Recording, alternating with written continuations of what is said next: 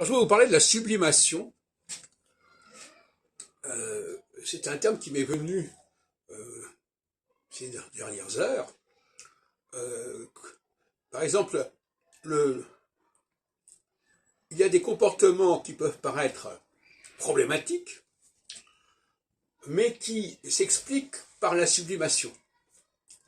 Par exemple, qu'un homme puisse avoir des pulsions sexuelles, des pulsions de rapprochement physique, ça peut paraître sordide. Mais en même temps, c'est au service de la temporalité. C'est au service de la génération, de la régénération. Et donc, c'est la sublimation, c'est que finalement, cette pulsion, elle est vitale, puisque c'est ça qui permet à l'humanité de se reproduire.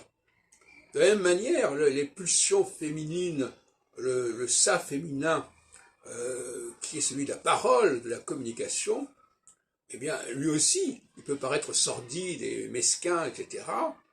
Mais, en même temps, il peut avoir une sublimation, c'est-à-dire qu'il s'agit tout simplement de faire connaître les choses, de les faire savoir. Et je pensais justement ces derniers temps aux femmes qui sont éditrices, par exemple, qui sont capables de faire connaître la pensée de tel et tel auteur.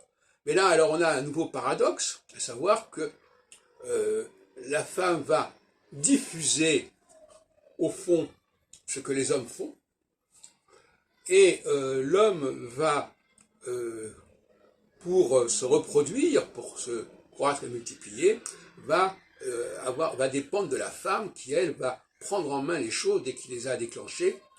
Voyez-vous, donc, on n'arrive pas à se détacher de cette dialectique du masculin et du féminin. Et la sublimation, il faudrait quand même la saisir et en prendre toute la mesure.